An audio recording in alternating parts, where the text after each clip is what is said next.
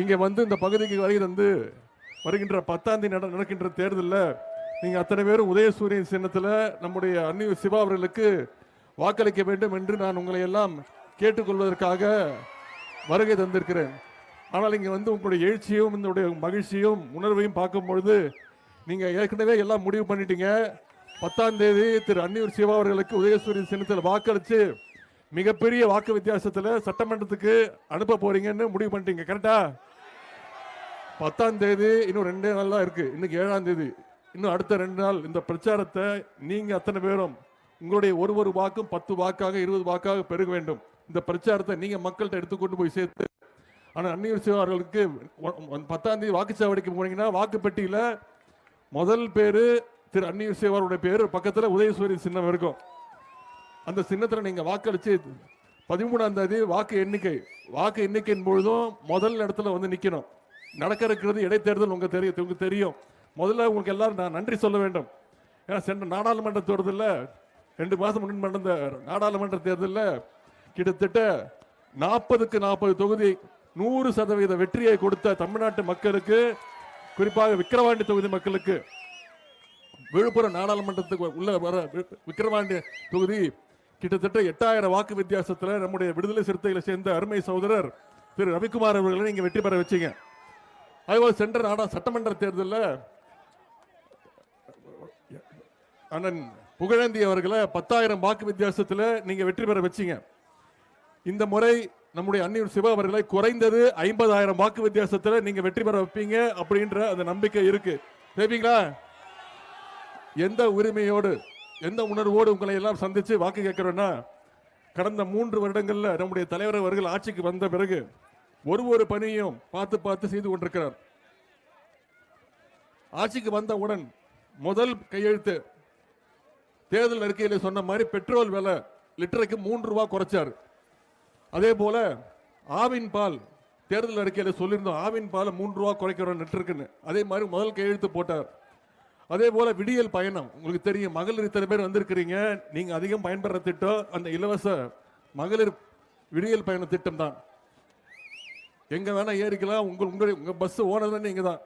இந்த விடியல் பயண திட்டத்தில் மட்டும் இந்த 3 வருஷத்துல கிட்டத்தட்ட 500 கோடி பயணங்களை தாய்மார்கள் மேற்கொண்டிருக்கிறாங்க. குறிப்பிட்டு சொல்லணும்னா இந்த விழுப்புரம் மாவட்டத்தில் மட்டும் 8 கோடி முறை இந்த விடியல் பயண திட்டத்தின் மூலம் மகளிர் பயன்பெற்று இருக்கிறீங்க.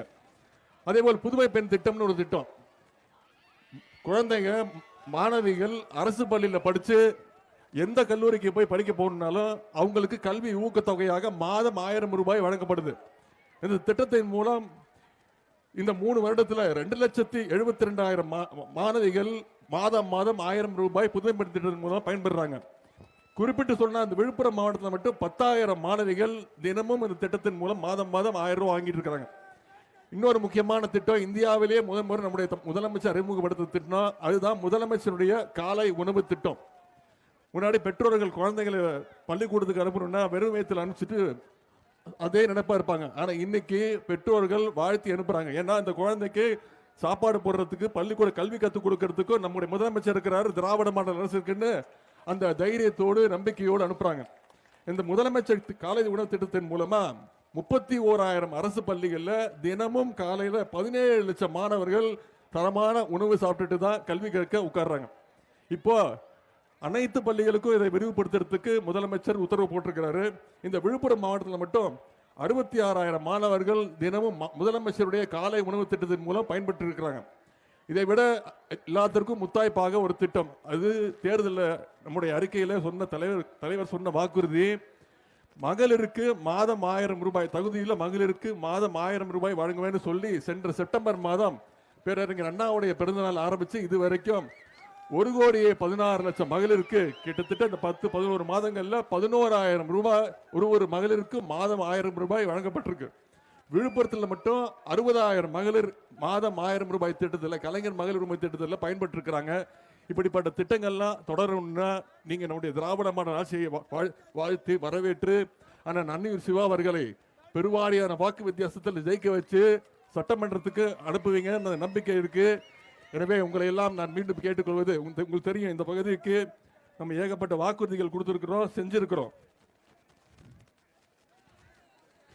விக்கிரவாண்டி சட்டமன்ற தொகுதி இடைத்தேர்தல் வாக்குறுதிகள் ரூபாய் 3 கோடியே 18 லட்சம் மதிப்பீட்டில் கெடார் ஊராட்சியில் நடைபெற்று வரும் மாதிரி பள்ளிகள் மற்றும் மாணவர் குடியிருப்புகளுடைய கட்டுமான பணிகள் விரைந்து முடிக்கப்படும். வி சாலை ஊராட்சியில் ரூபாய் 18 கோடி மதிப்பீட்டில் நடைபெற்று வரும் புதிய ஒருங்கிணைந்த நீதிமன்ற கட்டிடம் பணிகள் விரைந்து முடிக்கப்பட்டு மக்கள் பயன்பாட்டிற்கு விடப்படும். விக்கிரவாண்டி ஒருங்கிணைந்த வேளாண்மை விரிவாக்க மையம் விரைவில் பயன்பாட்டிற்கு திறக்கப்படும். முண்டியம்பாக்கம் முதல் கொசப்பாளையம் வரை, ஒரத்தூர் முதல் முண்டியம்பாக்கம் வரை, பழைய மேலக்கெந்தை முதல் ஆசூர் வரை, பொன்னம்பங்குப்பம் முதல் ஆசூர் வரை, மேலக்கெந்தை முதல் டி புதுப்பாளையம் வரை உள்ள பகுதிகள் கட்டப்பட்டு வரும் உயர்மட்ட பால பணிகள் விரைந்து முடிக்கப்படும். வாதானூர் வாய்க்காலை தூர்வாரும் பணி விரைந்து முடிக்கப்பட்டு நீர் வழித்தடம் சரி செய்யப்படும். ரூபாய் 3 கோடி மதிப்பீட்டில் நடைபெற்று வரும் புதிய காணை வட்டார வளர்ச்சி அலுவலக பணிகள் விரைந்து முடிக்கப்பட்டு மக்கள் பயன்பாட்டிற்கு வரப்படும். முண்டியம்பாக்கம் அரசு மருத்துவமனை அருகே தேசிய நெடுஞ்சாலையில் ரூபாய் 62 கோடி மதிப்பீட்டில் கட்டப்பட்டு வரும் உயர்மட்ட மேம்பால பணிகள் விரைந்து முடிக்கப்படும். அதேபோல் சாத்தனூர் அணையின் உபரிநீர் நந்தன் கால்வாயில் இயக்கப்பட்டு விக்கிரவாண்டி தொகுதி விவசாயிகள் பயன்பெறுகின்ற வகையில் பனமலைப்பேட்டை ஏரியில் சேர்க்கின்ற திட்டத்தை நம்முடைய முதலமைச்சர் அவர்கள் விரைவில் தொடங்க வைக்கின்றார்கள். இதெல்லாம் நம்முடைய வாக்குறுதிகள். அதே போல செஞ்சிருக்கக்கூடிய சாதனைகள். நந்தன் கால்வாய் திட்டத்துடைய பணிகள் 75% அளவிற்கு நிறைவடைந்திருக்கிறது. அன்னியூர் ஊராட்சியில் ரூபாய் 1.5 கோடியில் தீயணைப்பு மீட்பு நிலையம் அமைக்கப்பட்டுள்ளது. முண்டியம்பாக்கம் அரசு மருத்துவமனை நோயாளிகளுக்கு புதிய காத்திருப்போர் கூடம் மற்றும் கழிப்பறைகள் கட்டப்பட்டுள்ளன. எண்ணாயிரம் ஊராட்சியில் புதிய கால்நடை மருத்துவமனை திறந்து வைக்கப்பட்டுள்ளது. எண்ணாயிரம் ஊராட்சியில் அனைத்து வசதிகளுடன் இருளர் குடியிருப்பு திறந்து வைக்கப்பட்டுள்ளது. அன்னியூர், அத்தியூர், திருக்கை, எண்ணாயிரம், வெள்ளையாம்பட்டு, தாங்கல், வெள்ளேரிப்பட்டு, பனையாபுரம் மற்றும் பல்வேறு இடங்களில் புதிய பள்ளிக்கூடங்கள் கட்டப்பட்டுள்ளது. எண்ணாயிரம் ஊராட்சியில் வேளாண்மை தானிய கிடங்கு திறந்து வைக்கப்பட்டுள்ளது. மாம்பழப்பட்டு முதல் மல்லிகைப்பட்டு வரை, அகரம் சித்தாமூர் முதல் காணை குப்பம் வரை, காங்கையனூர் முதல் பள்ளியந்தூர் வரை உள்ள பகுதிகளில் உயர்மட்ட மேம்பாலங்கள் கட்டப்பட்டுள்ளன. வீடுகளிலிருந்து குழாயின் மூலமாக விக்கிரவாண்டி பேரூராட்சிக்கு குடிநீர் வசதி செய்து தரப்பட்டுள்ளது. விக்கிரவாண்டி பேரூராட்சியில் புதிய 5 லட்சம் லிட்டர் கொள்ளளவு கொண்ட மேல்நிலை நீர்த்தேக்க தொட்டி கட்டப்பட்டுள்ளது. விக்கிரவாண்டி பேரூராட்சியில் 1.5 கிலோமீட்டருக்கு புதிய வடிகால் வசதி தரப்பட்டுள்ளது. ரூபாய் 6 கோடி மதிப்பீட்டில் புதிய வீடூர் அணைக்கட்டு அமைக்கப்பட்டுள்ளது. விக்கிரவாண்டி மக்கள் பயன்பெறும் வகையில் புதிய உழவர் சந்தை திட்டம் அமைக்கப்பட்டுள்ளது. உங்களுடைய நீண்ட நாள் கோரிக்கையான நல்லாப்பாளையம் ஊராட்சியில் மூங்கில்பட்டு ஓடை பாலம் 36 லட்சம் ரூபாய் மதிப்பீட்டில் கட்டி முடிக்கப்பட்டுள்ளது. விக்கிரவாண்டி பேரூராட்சி வெங்கடேஸ்வர நகரில் ரூபாய் 5 லட்சம் மதிப்பீட்டில் புதிய அமைக்கப்பட்டுள்ளது. இப்படி பல்வேறு புதிய மின்மயானம் விக்கிரவாண்டி பேரூராட்சியில் அமைக்கப்பட்டுள்ளது. விக்கிரவாண்டி பேரூராட்சிக்குட்பட்ட தேசிய நெடுஞ்சாலையில் பேருந்து நிறுத்தம் அமைக்க அனுமதி அளிக்கப்பட்டுள்ளது. இதெல்லாம் நம்முடைய அரசு அமைந்து இந்த விக்கிரவாண்டி சட்டமன்ற தொகுதிக்கு செய்திருக்கக்கூடிய சில சாதனைகள் மட்டும் இங்க எடுத்து கூறியிருக்கிறேன்.